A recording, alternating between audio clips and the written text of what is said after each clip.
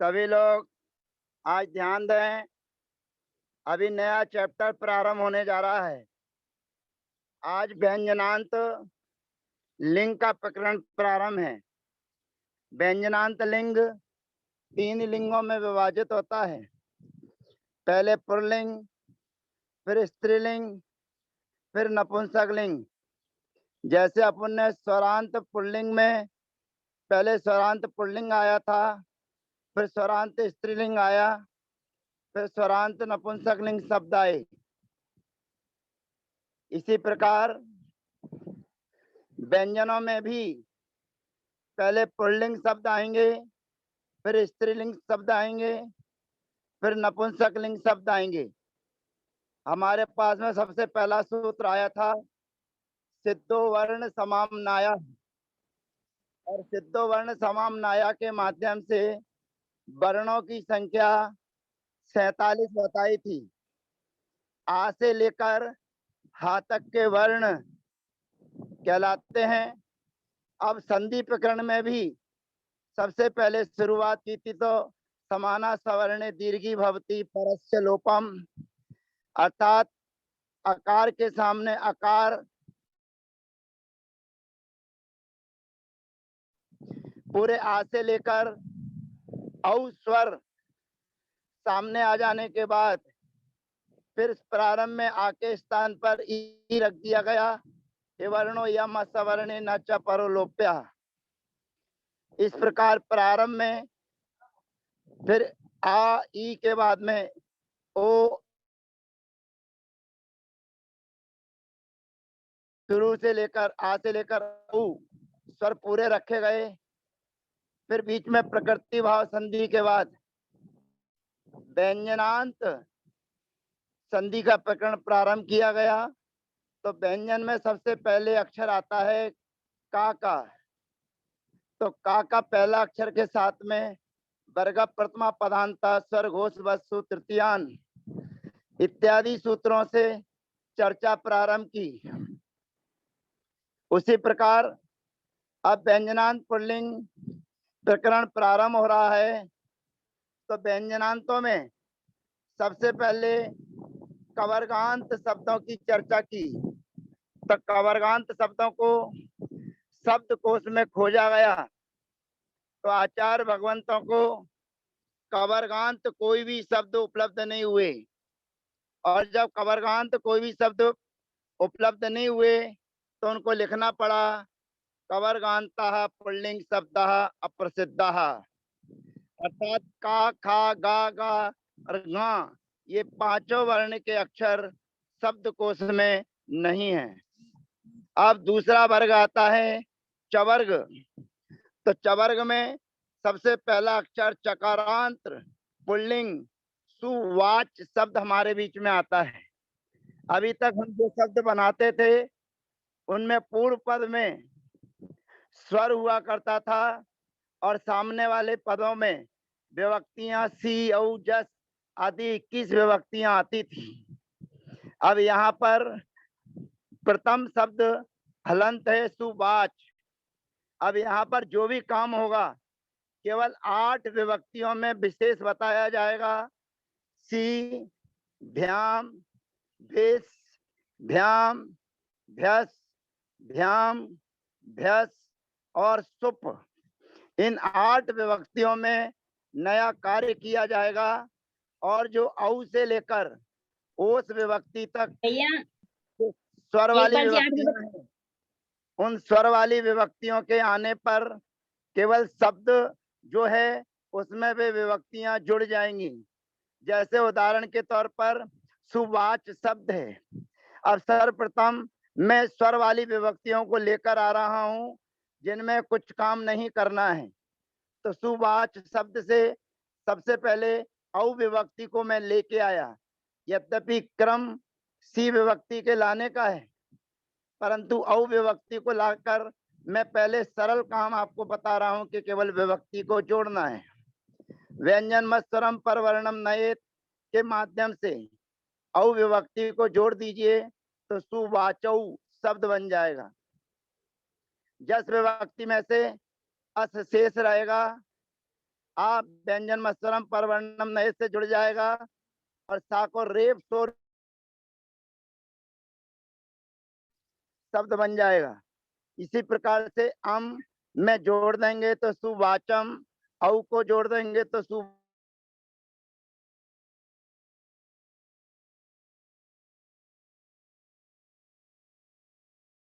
टा विभक्ति में वाचा, गे विभक्ति में ए बचेगा, व्यंजन मत्सरम परवर्णम नए से जोड़ देंगे तो सुवाचे। गसी विभक्ति में अस बचेगा, उस अस को भी जोड़ देंगे तो सुवाचा। गसी में अस, गस में अस, दोनों को जोड़ने पर सुवाचा। ओस विभक्ति को जोड़ देंगे सुवाचो, आम विभक्ति को जोड़ देंगे सुवाचाम, और गी विभक्ति में से ई विभक्ति ई शेष रहती है, ई को जोड़ देंगे तो सुवाची, ओ को जोड़ देंगे सुवाचो।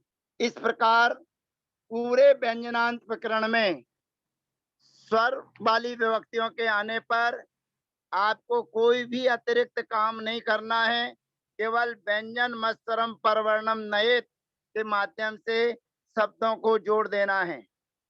अब परिवर्तन जिन विभक्तियों में होना है उन विभक्तियों में सबसे पहले हमारे सामने सी है। अब सी विभक्ति को जब हम लेकर आते हैं तो हमारे सामने सबसे पहला सूत्र आता है चवर्ग दृगादि नाम च। यह सूत्र बड़ा व्यापक है और व्यापक होते हुए सूत्र की गहराई में अपने को जाना है। सूत्र का अर्थ है कि चवर्ग माने चवर्ग जिनके अंत में हो, यहाँ पर चा शब्द चवर्ग के अंतर्गत आता है। छा भी आ सकता था, जा भी आ सकता था, झा भी आ सकता था। तो ऐसे जो चवर्गांत शब्दों में जो भी वर्ण आएगा, चाहे चा हो, चाहे छा हो, चाहे जा हो, चाहे झा हो, उन चवर्ग वाले अंत में रहने वाले शब्दों के चवर्ग के अक्षर के स्थान पर, चवर्ग माने चा, छा, जा, झा, इनमें से कोई भी वर्ण आएगा तो उसके स्थान पर सीधे सीधे गा आदेश हो जाएगा, गा। अब यहाँ पर ध्यान रखना, हलंत शब्दों का प्रकरण चल रहा है, व्यंजन प्रकरण चल रहा है, तो हलंत होने के कारण जो आदेश होगा वो भी वैसा ही हलंत होगा।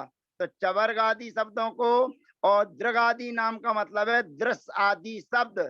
अब दृश्य आदि शब्दों को आगामी सूत्रों से कुछ डा आदि आदेश का कथन किया जाएगा, लेकिन इन शब्दों में जो दृश्य आदि शब्द हैं, दृगादि का मतलब है दृश्य आदि शब्द, उन दृशादि शब्दों से भी अंत में रहने वाले अक्षरों को गा आदेश हो जाता है। अब हमारे सामने स्थिति है सुवाच धन सी, सी में से ई का अनुबंध कर दिया 129 नंबर के सूत्र से। अब स्थिति है सुवाच धन सा। अब यहाँ पर हमने चवर दृगादि नाम के सूत्र लगाया और लगाने पर चा के स्थान पर गा कर दिया। अब हमारे सामने स्थिति है सुवाक धन सा। अब पुरानी जगह पर हम पहुंचाए व्यंजनाच, तो व्यंजनाच सूत्र से सी विभक्ति का लोप हो जाएगा और उसके बाद में वाह विरामे, एक नपुंसक लिंग के चैप्टर में 242 नंबर का सूत्र आया था जो आपको आगे दिख रहा है, वाह विरामे। इस वाह विरामे सूत्र के माध्यम से जो पहला गा अक्षर है उस गा को दो प्रकार से लिखा जा सकता है, का भी लिखा जा सकता है और गा भी लिखा जा सकता है। अगर आप और ज्यादा प्रयोग करना चाहें तो 75 नंबर का सूत्र पीछे हमने जो पढ़ा था, पदांते धुटाम प्रथमा, पद के अंत में रहने वाले वर्ग को, धुट को प्रथम अक्षर हो जाता है। तो इन दोनों सूत्रों का अवलोकन लेते हुए बा विरामे ये विकल्प से काम करता है। तो यहाँ पर पहला प्रयोग बनेगा सुवाक और दूसरा प्रयोग बनेगा सुवाक, माने पहला अक्षर भी रखा जा सकता है और तृतीय अक्षर भी रखा जा सकता है। पर ध्यान रखना, यह सूत्र चवर दीर्घादि नाम से ये चवर्ग के स्थान पर गा आदेश ही कर रहा है। तो गा आदेश के बाद फिर जैसा उस चीज को हम समझने की कोशिश करेंगे। अब यहाँ पर सुवाच शब्द से चबर दीर्घादि नाम जो लग रहा है वो यही कहता है, विराम और व्यंजन के होने पर दो शर्त कह रहा है, या तो विराम होना चाहिए या व्यंजन होना चाहिए। विराम का मतलब होता है वर्णा नाम अभावो विरामो, जिसके सामने कोई वर्ण नहीं होता है उसे विराम कहते हैं। और व्यंजन सी के लोपी हो जाने पर विराम भी है और सी अपने आप में व्यंजन भी है।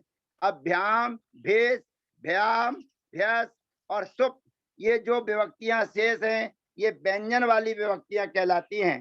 तो इन व्यंजन वाली विभक्तियों के आने पर सुवाच धन भ्याम, यहाँ पर चवर दीर्घादि नाम च सूत्र से चा के स्थान पर गा आदेश हो जाएगा और गा आदेश होकर शब्द बनेगा सुवाग भ्याम। और भिस्में रेप स्वर विसर्जनिया करेंगे तो सुबाग भी। और फिर भ्यस में रेप स्वर विसर्जनिया करेंगे तो बनेगा सुबाग व्याह। और उसके बाद में अब सुप विभक्ति लेकर आते हैं। अब थोड़ा सा चमत्कार देखना आप। सुबाच धन सुप, सुप विभक्ति लाए और उसके पाका 129 नंबर से लोप कर दिया। अब हमारे पास सामने स्थिति है सुवाच धन सु। अब यहाँ पर सबसे पहले हमने सूत्र लगाया चवर्ग दीर्घादि नाम च, चवर दीर्घादि नाम सूत्र ने चा के स्थान पर गा आदेश कर दिया। अब हमारे सामने स्थिति है सुवाग धन सु। अब ये सु विभक्ति जो सा हमारे सामने है तो 121 नंबर का सूत्र पीछे हमने पढ़ा है अघोषे प्रथमा। जो 121 नंबर का सूत्र है अघोषे प्रथमा, वो कहता है कि सामने अघोष के होने पर, अब अघोष वर्ण हमारे पास में कितने हैं तो 13 हैं। वर्गों का पहला दूसरा अक्षर अघोष है और तीनों प्रकार के जो सा हैं वो भी अघोष कहलाते हैं। तो अघोष होने के कारण ये सुप जो विभक्ति है वो अघोष है। और इधर रहने वाला जो चा है ये धुट है। धुट 24 होते हैं, उनमें से एक वर्ण चा है और चा को हमने गा आदेश कर दिया है तो गा भी धुट है। अब धुट को प्रथम अक्षर करना है तो किससे करना है, अघोषे प्रथमा 121 नंबर सूत्र से। अब 121 नंबर सूत्र से हमने उसको प्रथम कर दिया तो यहाँ पर हो गया सुबाक धन सु। अब थोड़ा चमत्कार देखिएगा। अभी तक हमने आपको 150 नंबर का सूत्र जो नामी कर परा प्रत्यय विकारा गमस्ता सी सम नु विसर्जनीय शांतरोपी, ये सूत्र के बारे में व्याख्या की और आपको केवल नामी नामी नामी ही बताया।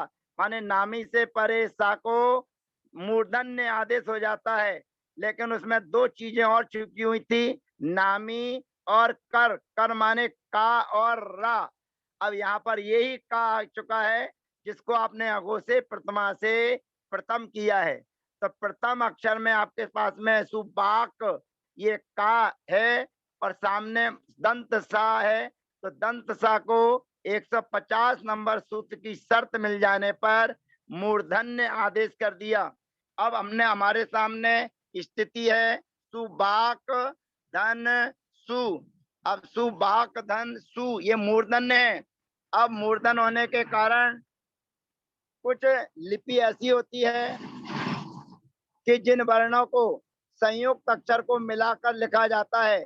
जब हम हिंदी की पहली शुरू में पढ़ते थे, बच्चे थे, छोटे थे, जब हम पढ़ते थे तो हमको जो 12 खड़ी आदि अक्षर का ज्ञान कराया जाता था, आ से लेकर हाथ तक। और फिर उसके बाद में सिखाया जाता था छत्रज्ञा माने त्रा माने त्रिशूल, ज्ञा माने ज्ञानी और षटकोण आदि हमको सिखाया जाता था। तो उस प्रकार से वहां पर जो शा बनता है वो कैसे बनता है, तो यहाँ पर का और मूर्धन सा ये दोनों मिलाकर आचार्य भगवंत सूत्र देते हैं कासा योगे छा। कासा योगे छा माने का और सा ये दोनों जब मिल जाते हैं, आमने सामने होते हैं, तो दोनों के स्थान पर एक नई स्थिति बन जाती है जिसका नाम है छा। शब्द बन गया हमारे सामने सुबाक्षु। सुबाक्षु ये सप्तमी विभक्ति के बहुवचन में बन गया। अब एक आचार्य को कुछ और मान्यता है, वो आचार्य महाराज अगले सूत्र के माध्यम से हमारे बीच में कह रहे हैं कि वर्ग के पहले अक्षर के सामने सा हो, वर्ग के पहले अक्षर के सामने वर्ग प्रथमा कवर्ग प्रथमा ससेसु द्वितीयो वा, ये सूत्र हमारे सामने जो आया कवर्ग प्रथमा ससेसु द्वितीयो वा, अर्थात कवर्ग में कवर्ग का प्रथम अक्षर हो, कवर्ग के पांचों अक्षर नहीं, कहते कवर्ग प्रथमा, कवर्ग का पहला अक्षर हो और उस पहले अक्षर के सामने सा अर्थात तीनों सा में से कोई एक सा हो। ध्यान रखना, ये प्रक्रिया नामी कर परा प्रत्यय विकारा गमस्ता सी समनु विसर्जनीय उसके पहले की करना है। अगर उसके बाद में करेंगे तो ये प्रक्रिया कर देंगे तो फिर नामी कर प्रत्यय विकारा नहीं लगेगा। तो इसलिए इस सूत्र में विकल्प से कहा गया है वा। अगर ये सूत्र नित्य लगता तो नामी कर प्रत्यय विकारा गमस्ता सी सम नु विसर्जनीय शांत रूपी उस सूत्र की प्रवृत्ति नहीं चल सकती थी। तो ये सूत्र ने विकल्प से काम किया तो का के स्थान पर द्वितीय, द्वितीय माने दूसरा अक्षर हो जाएगा। पहला जो कवर्ग का पहला अक्षर का है उस का के स्थान पर खा आदेश हो जाएगा, और जब खा आदेश हो जाएगा तो शब्द बनेगा सुबाक सु, सुबाक सु, ये बनेगा। लेकिन ये विकल्प से लगता है, जब ये सूत्र नहीं लगेगा, का के स्थान पर खा नहीं करेगा, तो ऊपर हमारा जो सूत्र बैठा हुआ है कासा योगे छा, फिर ये अपना असर दिखाएगा और नामी कर परा प्रत्यय विकारा गमस्ता सी समनु विसर्जनीय शांत आरोपी इस सूत्र के माध्यम से जो सुप विभक्ति लेकर आए थे उस सुप विभक्ति के स्थान पर मूर्धन आदेश कर दिया, और मूर्धन आदेश और का को इस कासा योगे छा ने जोड़ दिया, शब्द बन गया सुबाक्षु। इस प्रकार सुबाच शब्द की रूपमाला आपके बीच में बन जाती है। पुनः पूरे सार रूप में समझ लीजिए कि ये व्यंजन प्रकरण चल रहा है। इस व्यंजन प्रकरण में स्वर वाली विभक्तियों के आने पर आपको कोई भी काम नहीं करना, और कुछ काम करना पड़ेगा तो जहां अघुट स्वर वाली विभक्तियां आएंगी वहां पर प्रत्यंच आदि शब्दों को, जो प्रत्यंच है, उदीच है, सम्यंच है इत्यादि जब शब्द आएंगे तो उन शब्दों में घुट स्वर वाली विभक्तियों के होने पर कुछ नया विशेष काम जब आगे आएगा तो हम आपको समझाएंगे। आज हमारे बीच में सुवाच शब्द था, और सुवाच शब्द को हमने व्यंजन वाली विभक्तियों के आने पर, अर्थात व्यंजन वाली विभक्ति हैं सी, भ्याम, भेष, भ्याम, भ्यस, भ्याम, भ्यस और सुप, इन 8 विभक्तियों के रहते ही कुछ नया नया काम करना है। तो आपको ये पहले नंबर का सूत्र चवर्ग दृगादि नाम च, इस सूत्र को विशेष याद रखना है। पहला जो सूत्र हमारे बीच में आया चवर्ग दृगादि नाम च, इसी सूत्र का पूरा काम है कि वर्ग में चवर्ग के वर्ग का कवर्गांत शब्द पुल्लिंग में नहीं होते। कवर्गांत शब्द पुल्लिंग में, स्त्रीलिंग में, नपुंसकलिंग में नहीं प्राप्त हुए।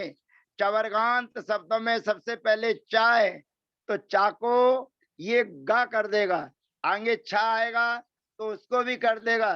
जो भी चवर्ग का अक्षर आएगा ये चवर्ग दृगादि नाम के सूत्र उसको गा आदेश कर देगा। तो फिर गा आदेश करने पर भ्याम में आपको कुछ नहीं करना है। सी विभक्ति के आने पर जरूर व्यंजनाच्य से सी का लोप करना है, और व्यंजनाच्य सी से सी का लोप होने पर बा विरामे सूत्र से आपको गा और का ये 2 रूप बनाकर आपको शब्द बनाना है, सुवाक और सुवाक। अथवा भ्याम विभक्ति में आपको चा के स्थान पर सीधा गा करना है, सुवाक भ्याम। सुबाग भी। अब अंत में शुभ विभक्ति जब लाएंगे तो शुभ विभक्ति के लाने पर चवर्ग दीर्घादि नाम च सूत्र से चा के स्थान पर गा करेंगे।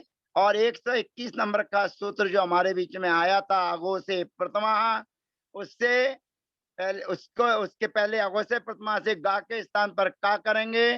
फिर 150 नंबर का सूत्र नामी कर परा प्रत्यय विकारा गमस्ता सी समनु विसर्जनीय शांतरोपी।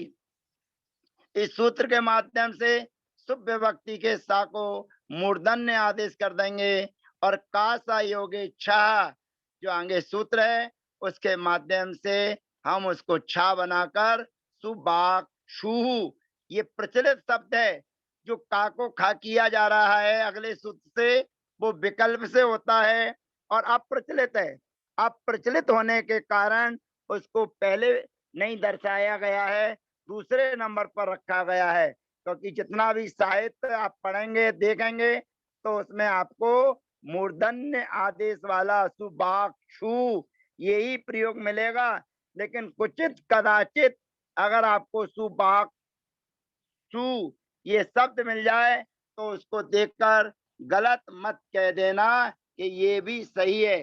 जानकारी देने के हिसाब से इसके बाद जो 256 नंबर का सूत्र आपके सामने है वो कुचित कदाचित साहित्य के प्रयोग में आपको मिलेगा। वर्ग प्रथमा कवर्ग प्रथमा, अभी जो सूत्र आया था सस शेषु वा द्वितीया, द्वितीया जो करना है कवर्ग प्रथमा सस शेषु द्वितीयो वा। इस सूत्र के माध्यम से दूसरा शब्द बन जाएगा तो शब्द बन जाएगा सुबाक सु।